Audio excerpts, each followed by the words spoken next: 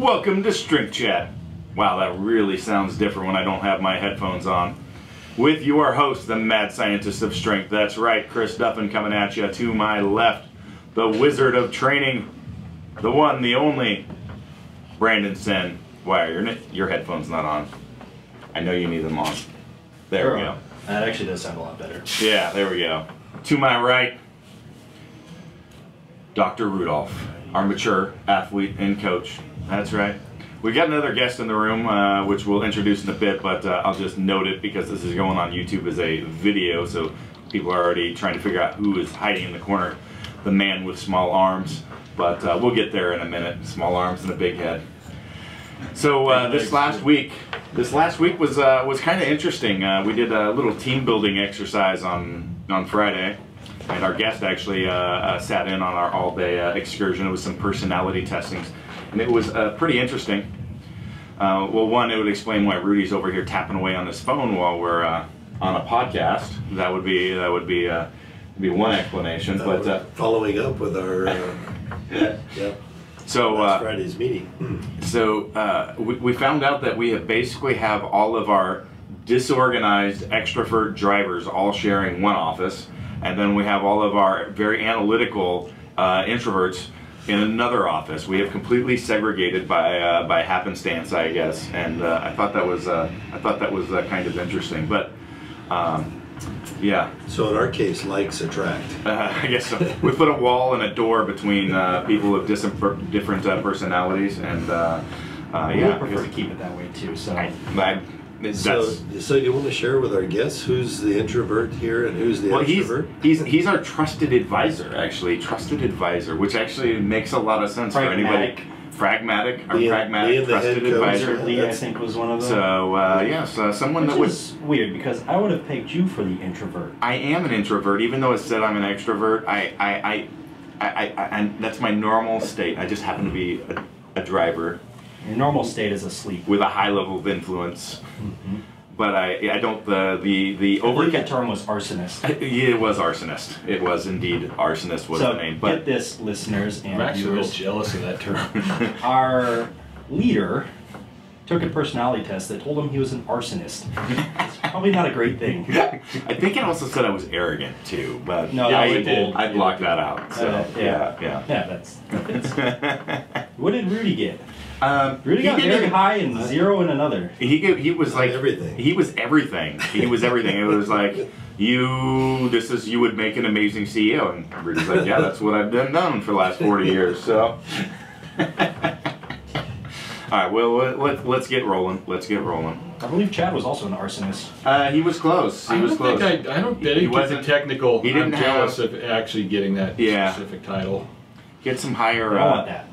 Need a lot of people around you to balance that out. If you get you do. That was interesting. That the person putting it on was like, you need a lot of people around you to be successful, and I'm like, yes, I know. That's just the room of people we have here. What gap did we have? We had the high I. Yes, we were missing teamwork. We were missing a team player, somebody to bring us together, to give us some touchy feels. Player. What's that? A rah-rah guy. A rah-rah guy. We don't have any rah-rah people in our organization. Nobody does. We need somebody in operations too. Yes, it was. Well, it did say that we were taking our best operations person, give him to me, Brady, and putting him under Brandon. But so it like says you're maybe doing the wrong thing. Maybe doing the wrong thing here. So we have a gap yet to fill. Taking over everyone. Yes, slowly but surely. Keep all of you isolated and. So let's welcome today's guest. We've got Mr. Chad Aichs with us today. Welcome to the show. Thank you. So Chad has been in the powerlifting world for quite some time. Was a very influential person on the platform that a lot of people, including myself, looked up to for a number of years. He held the all-time record. For the total as well as the squat. Squatted 1221. What was your total, Chad? 2733 was my best official total. Yeah. Competed back in the WPO days and was he was an entertaining lifter and does quite a bit of writing. If you check out his columnist on Elite FTS. does quite a bit of writing there, and you know, a lot of what Chad talks about is you know, at least the mental game, or you know, the things that kind of surround that to a level. And that, Chad, that's kind of what I want to jump into today, because you know, you're at a point, and you're not at this point. Now we talk, you may step back on the platform because there's some numbers that have been. You stay, middle stay want to hit, right? So as we work through, I'm not ruling out going back. Exactly, not ruling out.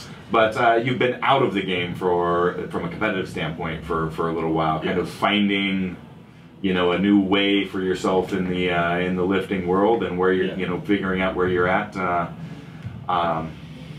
Tell us a little bit about that. Where he's at. He's a mere shadow of his former self. Don't say that.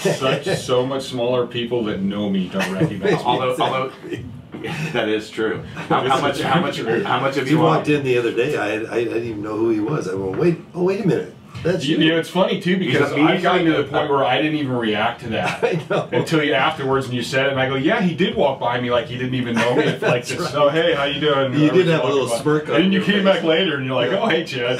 Yeah, exactly. So down to a measly 280 pounds. Although it was pretty funny. We went to a late lunch, early dinner yesterday, and. Yeah, people on the street were like, "Man, you're big. I'll bet you bench pressed. You lift weights." I bet you bench pressed. It was. I bet you. What did he say? I think he said, "I bet you like to bench," or something like that. And you were with Chris, and they didn't say anything. Oh yeah, they didn't say. Didn't even not a word, not a mention to Chris. No. Yeah. By the way, my arms are bigger than Chad's. That just a funny. state of fact, you know. But my legs are so much bigger than. Did you guys get the tape out and verify that? Yeah, oh, not we guys. He did. Okay, right. So obviously that goes in with the personality testing, which is tipped. Well, we did arm. We did a competitive nature. We did a pump workout the first day. Did arms and shoulders, and I'm like, let's break out the tape. Let's measure it up. And I was surprised I beat Chad by an inch. But then we did legs the next day, or couple days later. Yeah. And Chad's like, okay, I'm taking back the glory today. We're measuring quads, and yes, he did trounce me quite. Did you guys measure head size? We haven't measured head size yet. Duffin's been the king of the big head I have around been the king of the big head, yeah. and literally, and I think you We might should. have topped See, I'm down in that too. We should measure Your this. head, how does your head shrink? I don't know, but it does. Like No. I've actually can wear some hats now. Oh, that's crazy. Well, you got all these muscles up here. I mean, they get smaller with everything else. So I would have thought from Saturday's training, with all the talking you were doing, the muscles would have been. That's these ones. These ones. The mandible. Yeah, there would probably be. You probably see some striations in there, but the beard's in the way. So try to keep close to the microphone. Don't be leaning back too far, or you'll be cutting out on the audio. So just, but I've got a few different things I'd like to dive into. But the first is let's jump into some meat of some stuff. So. Okay. You have dealt with some mental health issues, I guess would be the best way to put it. Probably some things that also led to some of your success in lifting at the same time. But do you want to jump in there? Basically, it all stems from horrible sleep from the time I was a child up into very severe clinical depression to suicidal issues, to the point of actually being diagnosed as type 2 bipolar at one point. How far do you want to go down that road? You can go as far as you want to go, but I mean to the point where there's times where I would literally be sitting in my house with a gun in my lap, go train, come home, right back in that same position, and just trying to come up with reasons. So did you find that lifting was detrimental or helpful with dealing with those issues? Gift and a curse. I think a lot of those issues and my personality definitely drove me to be as good as I was. But at that point where you need to back off and make sure you're recovering, those same things pushed me to keep going further when I should have backed off. So I think it's great for those things, and it held stuff off for a long time, and I think it'll help me through my life. I just have to, there's a limit. to everything. But pushing it too far like you did as far as the lifting, like with that level of intensity, that probably led you Oh, it drained definitely, and like, it pushed me off the cliff, over the edge. Yeah. Without a doubt. So, but I don't like to blame it on lifting because no, but lifting as a whole was probably productive. Yeah. But that level of being that intense and that involved in the sport possibly made that worse. Yeah. I think that's an interesting discussion. I mean, it clearly, like, lifting and, you know, being physically active is useful for mental health. But as we found out on Friday, you're an incredibly driven person in your personality profile, such as myself, that it can actually become something that can be detrimental, right? Yes. Oh, without a doubt. That's why I say gift and a curse. I mean, I would have never achieved what I achieved if I didn't have that. But that also didn't push me off the cliff. Pushed you over the cliff, yeah. So where are you at? I mean, how does that, you know, you reached this point, you were like one of the best lifters on the platform, and now you're, you know, that's when you're really struggling heavily with the mental health issues, is that correct? Yes. And since that time you've become non-competitive, you're still lifting, you're still involved in the sport. Are you trying to find balance or a better quality of life? Where are you at with your path of discovery on these issues? Right now, there was the point around 2010 maybe, where it was bad, and I knew I had to back off and redo things, and I actually went into Highland Games for a little bit, thinking, okay, well, I'll do Highland Games for fun and maintain my lifting, and it'll work out. Yeah, no, it didn't work out, because then I was doing Highland Games, still lifting, and still wanted to be the best. So I kind of just jumped from one boat to the other. And then eventually I thought, okay, I'm going to back off a little bit, and I kept trying to do it, and I kept getting injuries and all this and that, and I was gradually getting better, but not where I should have been. And about a year and a half ago, it kind of finally dawned on me that I was sort of half-assing my efforts in that area, and I needed to attack my sleep and depression with the same focus and drive that I attacked powerlifting with. So I basically put everything second to getting healthy, and in this last year I've made tremendous improvement in my sleep, in the depression, to the point that I'm not even convinced I'm actually bipolar. I think those were symptoms based on sleep issues. Let's jump into the sleep issues and stuff here in a bit, but because I'd like to continue just a little bit more on like mental health issues as a whole and what we see in like our world in strength, because you and I both know a lot of athletes, writers, and whatnot. In our previous interview, I discussed saying, hey, you know, I'm bipolar as well. And I did mention that I am actually diagnosed that way, and I've been seeing a psychologist to help me through some of those issues, particularly this last year myself. So it's been, you know, I've similar thing. I used lifting as therapy, pushed it really hard because I'm a driven individual. As we found out, our personality profiles are pretty similar. Very similar, actually very similar. You know, both of us, I know we have a lot of mutual friends that it's not, you know, those, you know, depression and other mental health issues are pretty prominent. I don't know if it's, you know, people that are drawn to this sport that raise that up, or if it's just that high in general population or not. But you have any thoughts or experience on that? Yeah, I know a little bit about that, having dealt with that in the real estate development world. As you know, I developed repurposed what was formerly the state mental hospital here in Wilsonville, Oregon. And in so doing, learned quite a bit about mental health, because we had to continue to provide housing for people with mental illnesses. But what I found out was that, you know, in the general population, I would think it applies to athletes of every sport, but in the general population, at least 1 out of 20 people has some sort of mental health issue. And if you throw in abusive health issues, drug and alcohol health issues, that rises something to the 15%. So it doesn't surprise me that there are people in our sport with mental issues. Yeah, I think it's way more prevalent than we think it is, especially with how open I've always been about it, and how willing people are to open up to me for some reason.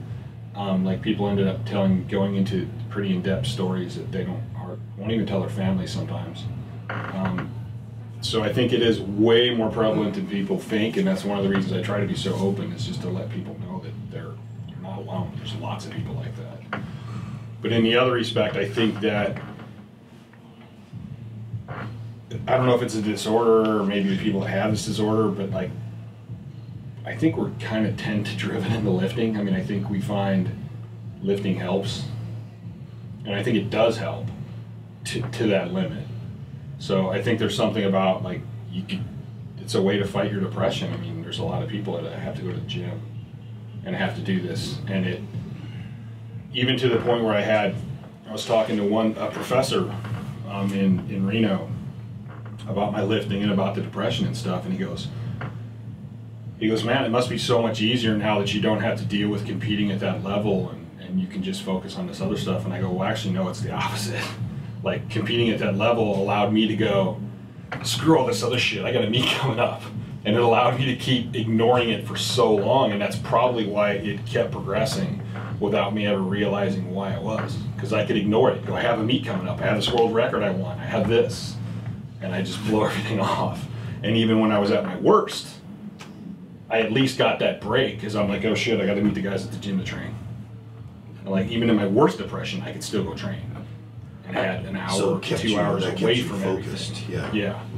I think there's another interesting topic for everyone to kind of understand too, or make a decision on when you head to the gym, because some people are that way. Lifting is, in essence, a level of therapy. Mm-hmm. But you may be lifting for a performance goal or something of those other natures, which means, hey, maybe I shouldn't be pushing it this hard right now. And you need to decide when you go to the gym, like, what are you there for? Because, like, pushing yourself for your absolute limits, trying to challenge yourself as you do maybe from that mental state, may not be the best choice of what to do as an athlete at times. And you've got to know why am I here? I mean, this is something you might want to weigh in on there, right, Brandon? Yeah, I don't know why you're talking like that. You're pretty bad at that. I'm really bad at that. I'm just bringing. That's why I'm bringing it up. So, and then handing it over. Here it is. Pitch it over. That's why you have a trusted advisor. That is why I have a trusted advisor. Exactly. So, which has actually helped me quite a bit, actually, the last several years of having Brandon some accountability to following a plan and sticking to it versus managing it myself, and it's been very beneficial on my performance, but takes a level of discipline. I don't quite always follow close. I get close. Little do you know, I pre-planned for that, so I planned for Don't tell him that. Yeah, to say, oh, all right, tasty little nugget. Next time I don't give away your secrets. They won't. I'm just listening. Well, I'm not too worried because he's basically only doing back work and quads right now, so it is not too much. Don't forget arms. And biceps. And biceps. Yeah. That was one of the things over the last year, though, that I had to admit to myself, is that I suck at regulating myself. And I need to find other ways to auto-regulate, because I'm gonna push it beyond. I've got so many years of lifting and I can't seem to control it. And that's definitely one of my biggest triggers. Well, that was the main reason, like many years ago, that how we got down the path of doing VBT on our heavier work when everybody else was doing it for speed work. Yeah. And I'm like, I need something, because I know I'm not I'm doing more than I should, or pushing harder at times than I need, and I need some system of giving me some of that objective feedback, because I'm gonna make the wrong decision. I know I'm gonna need it, and sometimes I still will, but I need that data in front of me to go, okay, Chris, this is it. So that's how we started down that path many years ago, before developing the system that we have. The funny thing is I've preached for years and years. I've preached about, why are you going to the gym? Because I would fight with people that would go, oh, Chad only works out heavy 2 days a week, what a pussy, and and I'm like, yeah, but who's winning on a platform? Who's got the biggest numbers? And I'm like, hey, if you want to go to the gym and kill yourself and that's your goal, that's cool. Because that's how I started training. I watched Pumping Iron until the guys fell down, and I thought so every session I should do should be complete to exhaustion. And I loved it because mentally that was awesome for me. Like, I learned to control my anger that way. I learned how to like deal with things that way. Like, I got pissed off, fine, I'm going in the basement and train until I can't lift no more. Exactly. But if you do want to get strong, at some point you have to go, okay, well, I can't do this. Yeah, you got to recover. And that's where like people go, the whole, everybody wants to be a big badass and they train so hard in the gym. Well, that's easy. Like, I've been doing that since I was a kid. Like, that's fun to me. I love doing that. I'm still limping around today because of your crazy bodybuilding leg shit we did yesterday. Like, what's hard is going, hey, no, I need to back off today. Today I need to not go in, or today I need to go lighter, or that's what's hard. We're gonna have to help you out of this chair when we're done with the podcast. You might, yeah. I'm afraid I'm gonna stand up and tilt the whole table over because my legs are giving out of it. Good time. I'm not sure how many times I heard blankety blank blank blank. Over you heard over a lot. The ones you didn't hear is every morning when I go to the bathroom or I'm trying to get off the toilet and I'm going, oh. Why do I do that? And the whole time I'm actually laughing because I go, why do I do this to myself? And even worse, why did I enjoy doing it to myself? So you touched on sleep a little bit earlier. Tell us about where you're at. For our listeners that don't know you, you've suffered from really bad insomnia for a long time. I've suffered from sleep issues going back to somewhere around the 5th grade. To the point of I have not stayed awake in a class from 5th grade through my college, which was only like 3 years, but I have not stayed awake in a class, period. Even the ones I loved. I had teachers that would pull me aside and ask like what they could do better and why I'm falling asleep. And which was sucked because there was a couple teachers that I really liked. And I'm like, please, like, no, this is not you. Please understand this is not you. Like, I want to stay awake. I can't. It's impossible. And I just dealt with it. I never knew why. And then when we started figuring it out, and then when I got bigger, I ended up getting apnea. And when I got bigger for powerlifting, that's when we started doing all these tests. And even with the CPAP, they ended up diagnosing me with narcolepsy. I get no stage 3 or 4 delta sleep. I would get a little REM here and there. And then the insomnia would range. I think my longest was like somewhere between 10 and 14 days. It was kind of hard to remember because I was getting pretty loopy near the end of that. And then within the last few years, it's been getting gradually better. But like, I took a vacation to Hawaii and got my bag stolen before I left. So I went to Hawaii with a CPAP. And I was freaking out because I'm like 7 days I'm not going to sleep. Like, they stole my sleep meds. And like, literally, I would not sleep without having sleep meds. If I forgot them or if I took too late, I'm like, okay, it's just going to be a night of no sleep. So you said it's been getting better. What have you been doing to work on improving? Because I understand, like right now you're on like a week of no sleep meds, which is the first time in how long? Got to be 10 plus years. Which is absolutely crazy, and because I am kind of a control freak, like that's a big deal for me. Like, I hate knowing that I have to have this medication to sleep. I hate it. And this is something I've been working towards for a few years. I think the biggest change was your podcast with Dr. Stasha Dominak and finding out that my vitamin D was low and actually realizing that that is a huge, big deal. And I don't even think I'm up to the levels yet. I'm waiting for my next test to where I need to be, but that has been a huge help in the last 6 to 8 weeks, to the point where I was even willing to try to get off the sleep meds and see what would happen. So we're literally the first. And I'm off the CPAP we're the first people to see you in this condition with no sleep meds in a decade. Right now. Yes, yeah, at least. Yeah, why do I get stuck sitting next to you when you could explode at any moment here? No, I'm actually sleeping. That's the thing. That's good. Like, if it was 5 years ago, you might be worried because who knows what would happen. But.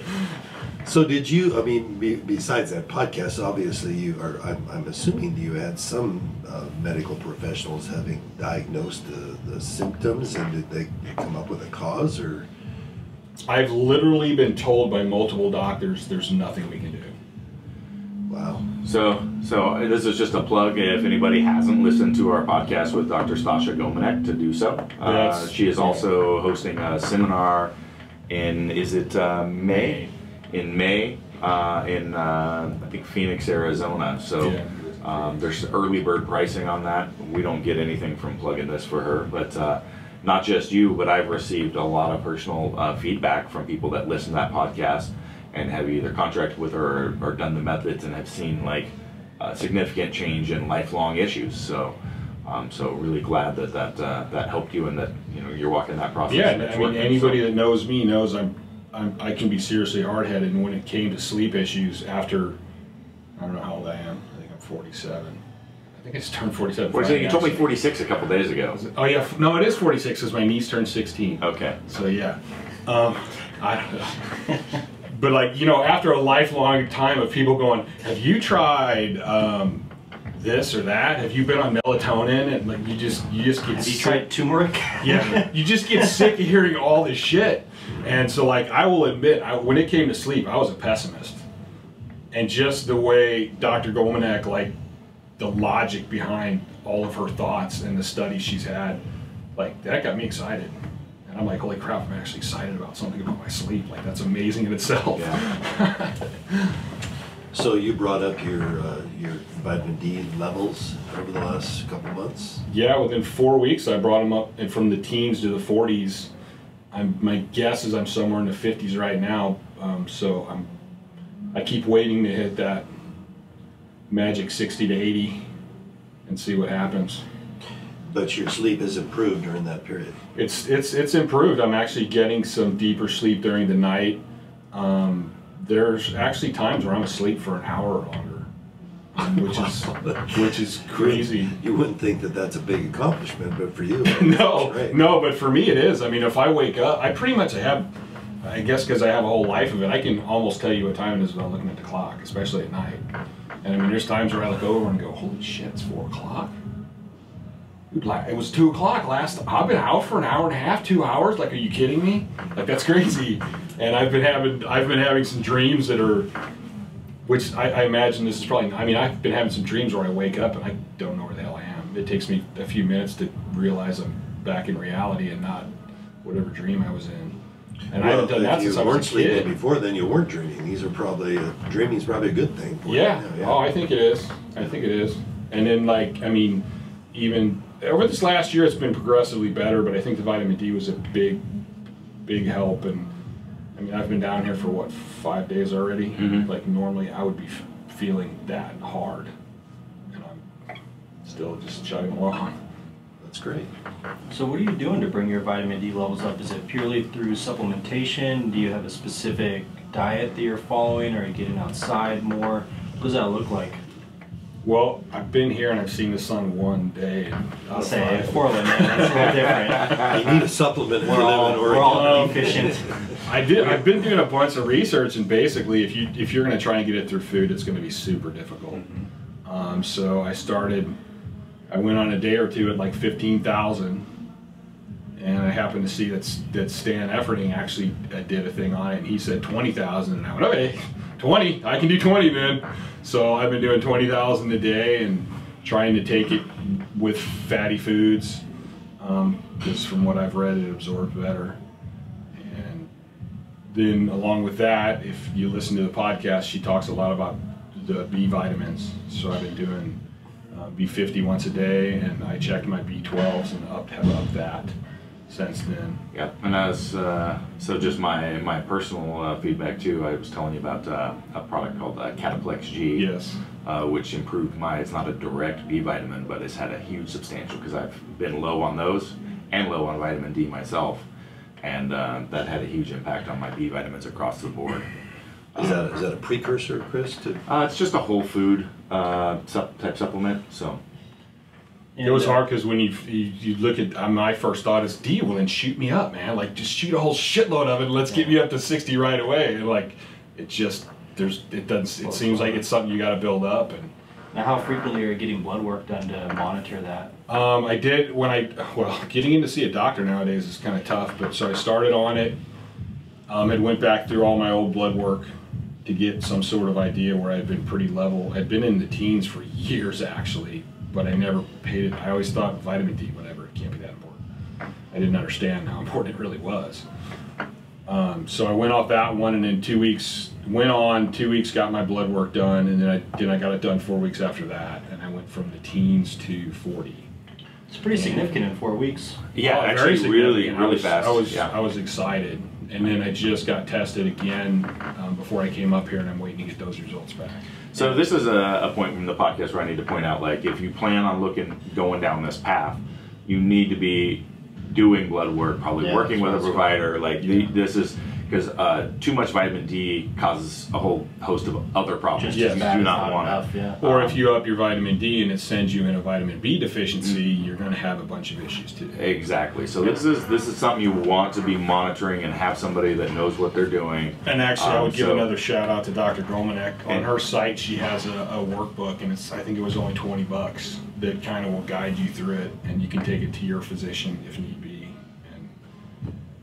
Have them kind of look at it to see what you're going through, and even my physician was kind of like, and then I started whipping off all this stuff I learned from Dr. Chromatic, and she's like, okay, I'll do it. This is very new stuff in the field, to my understanding. A lot of the work and research that she's doing, I don't think you would come across a lot of physicians that would recommend this or or be that for sure with.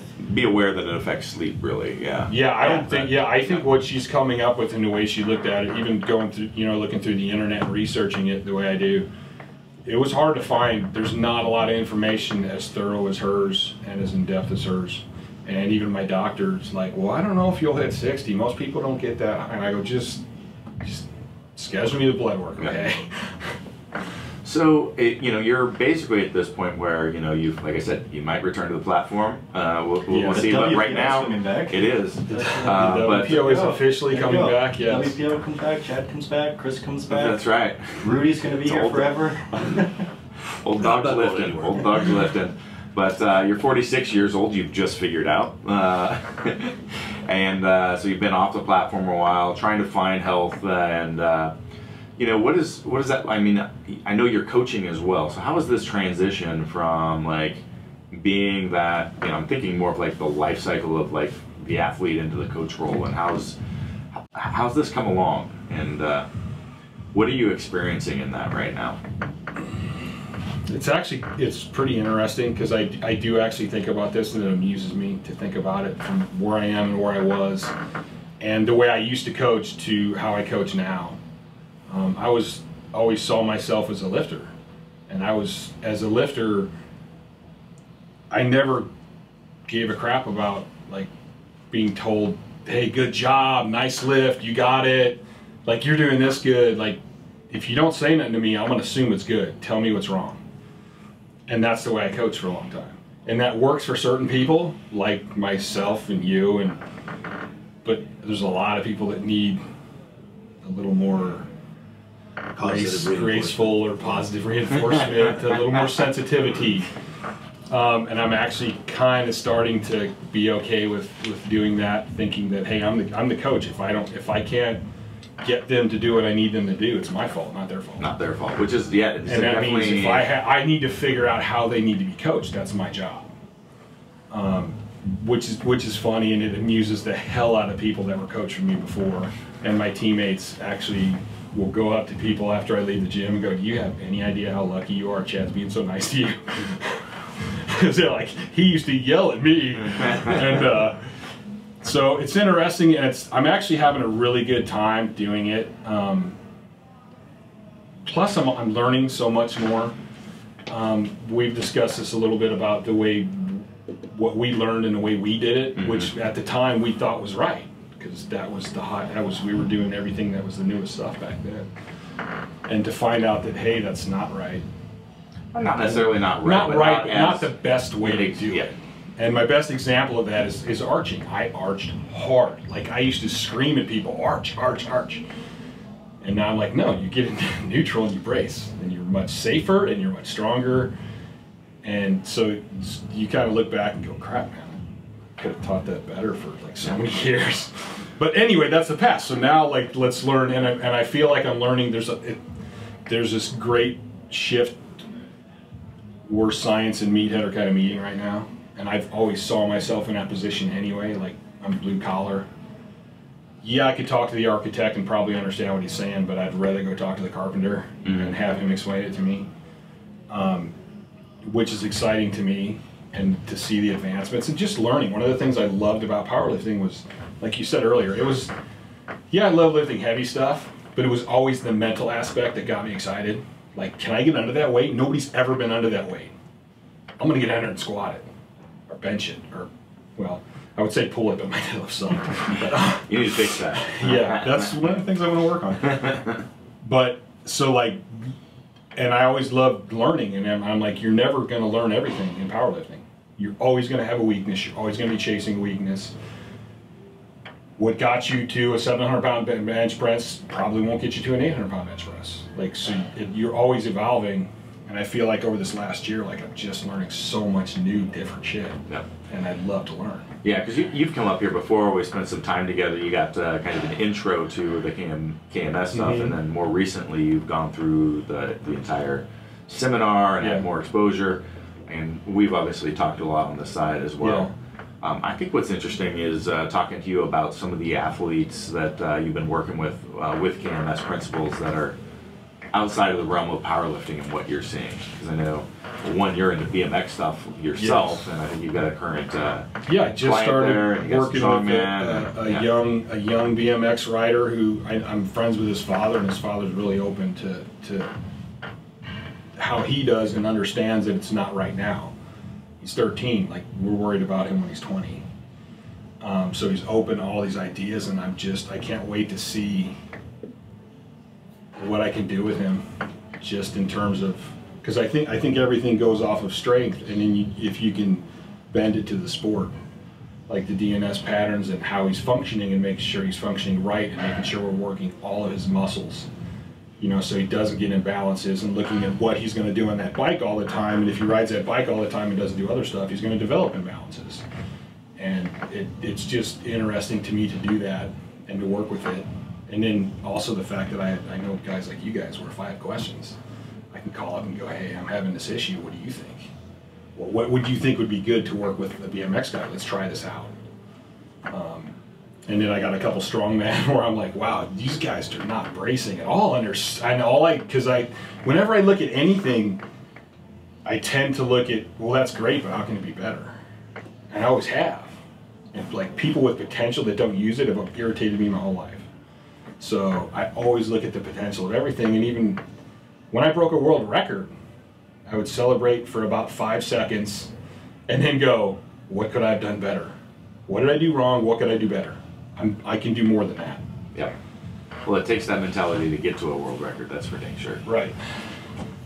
We hear that so much you mentioned a BMX or a 13-year-old, but we hear it with parents of 13, 11, 12-year-olds in every youth sport you can imagine. And they push them in the sport, and maybe to the point of overtraining and not overtraining certain elements of familiar with that sport, but not an overall body and an overall balance. And by the time they get to high school or college, they're wrecked. Yeah. Their shoulders are wrecked, or they're at a total imbalance. They're doing everything in one plane. Right. One movement. I mean, in office spaces, they'll go overuse, overuse, overuse. Well, why don't we think the same thing when it comes to athletes? And speaking of that, powerlifters, I mean, we had mentioned something in one of the other interviews about when you went so long before you started getting injured. And that got me thinking. I'm like, man, when I started powerlifting, I always did other stuff. I always considered myself an athlete. So like, I would have my guys, we'd grab medicine balls and go to the park and do all this stuff I used to do when I was throwing, as GPP work and recovery work. And I was looking back and I go, wow, I started getting really hurt when I stopped doing that stuff. When I stopped going, oh, I need to lift heavier and this is taking so much out of me, all I was doing was lifting heavy. And I was doing more and more of the main lifts and not the other stuff. And I look back, and that's kind of like where you see the changes and you get smarter. You look back and go, wow, that's stupid. Why didn't I realize that? Yeah, it's interesting when you look back at kind of the macro things going on and the macro changes over the course of a career when you've been at it a long time, and going, how did I miss that at that time? How did I miss that back then? Yeah. So part of it is just knowledge that you didn't have at that time. Yeah, you didn't have it, and I mean, you went for it, did the best you could, but sometimes failure you learn from. Right. Sometimes you may learn from it later to not take advantage of it, but how many people could I help now to avoid the shit I did that was wrong? Well, it does seem like that's kind of the mark of a good coach too, is if you look back on what you did and it's not like a little bit cringy, then you probably haven't grown, because no one knows right away what's right. You know, we have like an idea, we work it, it's gonna work for some people, retool it for some others, then in 10 years, you know, you look back, or 2 years, 1 year, and you're like, you know, it wasn't completely wrong, there was just other things. Better ways to do it. Yeah. Yeah, failure's not, I mean, failure's only failure if you let it be a failure. Failure's a great opportunity for success. It's a great opportunity to learn and be better. But you have to look at it the right way and not let it crush you. We try and be pretty intentional with using failure versus opportunity, especially in the context of like our seminars. It's always this opportunity for improvement. There's an opportunity in your movement. It's never like, you did this bad. Right. You know, and that's like a really big thing, especially with online training. So we have to be very careful about the verbiage that we use when discussing an athlete's performance, because especially a lot of our communications done through email, you know, people don't read things the same. They'll take things in different contexts, and so it's always important to, you know, I think bias towards positive, and then, you know, say, hey, here's how we're going to do it now. You know? So that's very true. I think people do read. They'll read things way differently than they can in person, because there's not that expression. Yeah. Can't read out the tone necessarily. And it's easy to take it as being wrong. Yeah. But that's an interesting point, though, and it even goes with me coming back up here. Like, I learn something a little bit each time, and then I go back and I work on it, and then these other questions arise. And that's when I come back, I can go, okay, well, I can take it a little further each time and learn a little more or hear different cueing. And that's, I think we have to, when we're coaching people, we have to kind of make sure they know that, like, you're not going to get this today.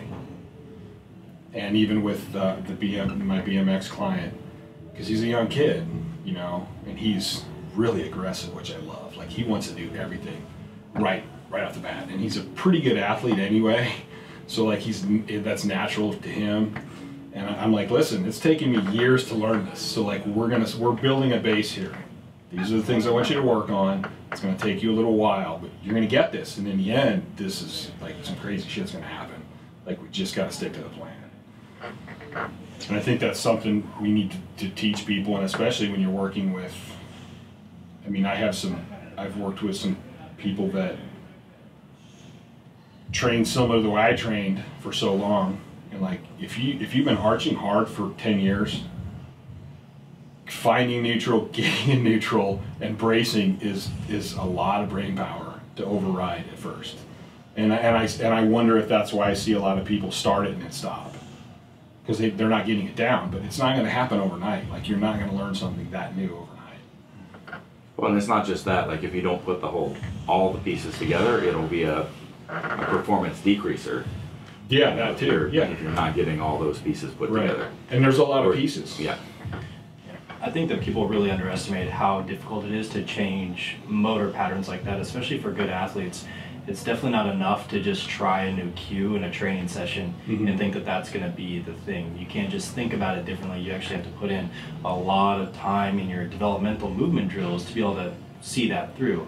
I mean, a big thing that I think separates Chris's like maybe philosophy on this stuff, and the team's kind of adopted, is how frequently and how much of this stuff that he's doing. Because a lot of times people do prep work right before training, but I know you're big on, you know, multiple times a day doing these things so it actually becomes second nature. I think that's more on the rehab side, but I think it's especially true for learning. I mean, it's like anything. If you wanted to learn a new language, you certainly wouldn't practice it 5 minutes at a time, one time a week. You know, you'd practice it multiple times a week for long durations, and it's the same thing, if not more, with movement. And I think that's really underappreciated by a lot of people, because one, it's boring, you know, for most people, and it can be tedious, but I think that's really the only way to see true change is to do it frequently, do it often, and do it with a very high degree of intent.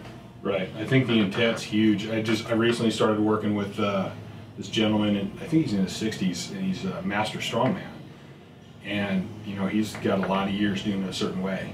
And we worked really, really hard on bracing and rooting. And like after the first day, I go, okay, we kind of got this down. I go, but this is going to take a long time to do. I go, so your job, your homework is when you're at work, I want you to take a few minutes here and there and stop and do this. I go, if you're going to the bathroom, you can get in neutral, brace, and root while you're sitting on a toilet. Like, I mean, do this all day long until it becomes second nature. That's on the toilet all day long? Or? No, root and brace. If you need to sit on the toilet all day long, someone accused me of doing that. But I mean, just like people don't see the opportunities. If you're sitting down on your couch, that's actually an opportunity to brace and root and work on your technique, because it's going to take a while, and the more you work on it, the faster you're going to get it. You're standing up from sitting and on the couch, and they're not changing, they're changing to get stronger. Well, that's going to take time, so the more you do it, the more often you do it, and even like, I mean, if you're sitting on the couch, doesn't mean you just go root and sit down. Like, you can do that with intent. You don't have to have weight on your back to have intent with a movement. So you say you've learned a lot in the last couple of years. You've sought education. What are some of the more important principles or techniques that you've learned over the last couple of years that you wish you had known about 10 years ago or 15 years ago? Oh, I think that I wouldn't say I'm new to bracing, but how I brace is between the arch and the neutral position is a huge difference. I mean, I braced before. I always had strong abs and a strong core, but it's a complete different story doing it from neutral to an arch. I can almost create more pressure deadlifting without a suit than I did in my suit back in the day, which is astronomical. And now when I do get close to missing a lift, or you know, if you're in an arch position and you get loose and you miss that, you go from here to here.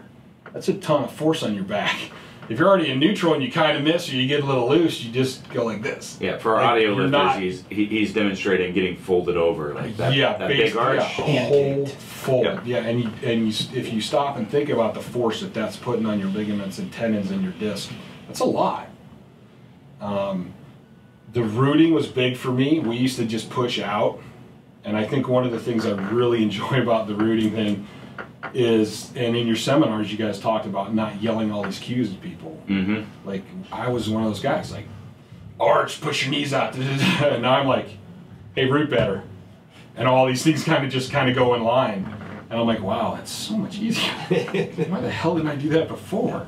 Yeah, I think you were talking to me about some of the, you know, like the BMX kid and some of the other athletes that you're working with, where you really tailed back those cues because you could just tell them a couple things, and then all these other things in their body that you would normally be trying to have happen just happen. So, and even like I get so excited teaching people to root and watching their hands, because if almost everyone I've taught, their hands will twist a little bit, and it's because they're tightening their lats without even thinking about it, just because of the patterns and the way the neurology works. And I'm like, man, this is so much, like, I feel like I can get so much tighter than I could before. And I'm like, wow, man, 13 wouldn't have been bad. Wouldn't have been hard at all if I would have done all this shit before. And less likely to have sustained injury probably as well. Oh yeah, yeah. I think my biggest injuries were always muscle tears. I haven't really done any serious damage to myself that I consider. But yeah, I think anytime you can keep injuries away, I think a lot of lifters forget about that. They want to train heavy and hard all the time, and I go, but if you are overtraining and you're pushing it, and the right injury is going to set you back months, half a year maybe. Like, you're worried about missing 1 or 2 workouts that you might be undertrained. Yeah, I would rather lean towards a little undertrained than hurting yourself at this point. Yeah, the consistency. And I say that do as I say, not as I do, kind of from that standpoint. Because I still catch myself doing a lot of stupid stuff. Even with all I've learned lately, I'm getting better, but that's like the auto-regulating is a thing that I'm still want to learn more about. Control thyself, Chad. Yes, yes. I'm getting better, but I still need a lot of work. Well, it's not different. So he threw out bracing as the #1 thing, and then rooting secondly. It's kind of interesting about how that kind of conforms to our philosophy at KMS. That's the first place we start is. But I think it is. I think it is. I mean, that's the whole. That's one of the reasons I'm here. Is the way you guys look at things and do things makes so much sense to me. It's so logical. Like if you can get those things figured out, everything else is way easier. Yeah. And the thing is, everybody out there thinks that they have it. Yeah, that's what really. And we say this. Oh no, I got that. I got that. And it's like there's a lot more to it than most people think. But once you dial it in, it's not like 20 different things to think about to make happen. But I can't tell you how many people, and I know these conversations we've had, people will say, "Oh no, I got that," and you watch them and they don't even. Not even close. Not even close. They just. I think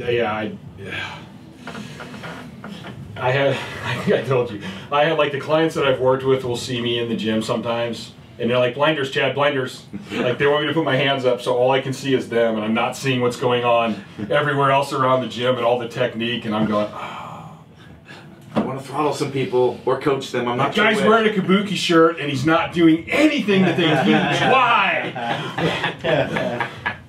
You can kick his ass for us. And because it just, I mean, I don't know. It just to me it makes so much sense, and I'm like, why, like. But I think that almost goes back to people being afraid to fail or people being afraid to take a step back. Like, okay, if you're not doing this right, you may have to step back on your weights and stuff to learn this. But in the long run, you're going to get way further. But people don't want to drop down weight. They don't want to look at the long run, the long haul. And this sport is a sport of, you could say it's a sport of attrition. Like. It is. See, we talked about that. It's not going to happen overnight. Like, I don't care what you do, it's not going to happen. And then when you do see some of those guys come up fast, they're usually gone fast. Exactly. I can't. You and I have talked about this. Like, we've been in the sport around lifting for a very long time, and people are always like, "Oh, they're the next thing, and it's just like this somebody, and then they just disappear, either for mental drive is burnout or the body's burnout. Yeah. One or the other. Yeah, So. it's a long game. And bracing's one of those. Bracing's kind of funny because when you first start doing it, and you're kind of getting it, and you kind of feel it, but then you go along, and one day you hit it, and you actually brace right, and you're like, "Holy shit!" Like, That's what they were talking about. Like, my back doesn't hurt at all. Like one of the things my strongman said the other day, he's like, "Man, like we're doing all this back work, and he did like 550 on the trap bar for reps." And he's not a big guy, and he's in his 60s, and he's like, "My back, I don't feel my back hardly at all anymore." I go, "That's a good thing. That's what we're after. That means you're using your core." People think that having a sore lower back is like the sign of a good deadlift session. Right. It's your not. back should not be sore. It's not. Like, it is not. I mean, it should be sore as any muscle, but it shouldn't be like the thing that you have to roll out every day after deadlifting because you suck at deadlifting. Right. Well, I think we're starting to get pretty close on time here. Brandon, you got any last questions? I don't think so. I think that was pretty good. All right. Well, Chad, for our listeners, where can they find you? I know you got a lot of written content out there. You want to direct them to your resources, how to get a hold of you if they have any further questions? I basically only write for Elite FTS now. I have a column on there. I write like 2 columns a month. I won Facebook, so I got off of that. I do still have my Instagram, which I try to post a lot of different stuff and stuff that amuses myself, which is just under Chad Aichs, CHADAICHS, nothing creative. I'll probably get more stuff out in the future, but I'll post on Instagram if I do that. I still have my website name, I just haven't had it up in a while. Okay. We'll kind of see. I don't know where the next year or so is going to go. I know I'm not done in powerlifting. I'm probably going to be in the platform. I'll probably be on the Highland game field again. But I'm enjoying coaching a lot, and I would like to get more into that and do more with that. Excellent. Well, we've enjoyed having you up here this last 5 or 6 days, and look forward to having you come back again. And Oh, I definitely will be. Thank you for sharing with us. Definitely will be. I like hanging out up here. I always, even if you may not see me or hear me, I'm probably listening and learning something somewhere. It seems like every time I come up here, I learn more. Yep. Brandon, you got anything you want to maybe plug before we close this up? Oh yes, of course. And for all of our fine listeners, head to kabuki.ms for all your movement needs and kabukistrength.com for all your coaching needs. Our new coaching site is actually, live, right? yeah, it just went live. We're launching a new mini site for coaching that's going to contain both our coaching services and kabuki.ms, and eventually migrate the forum to create one giant awesome hub of strength and movement. So be on the lookout for that. There's a lot of really good videos on Kabuki. 200 plus videos. I got to the point now where it's like, okay, my goal is to do 2 a day. I can fit 2 in a day. Like, that's my goal. All right. Well, thanks for checking us out, and that's it. That's it. That's it.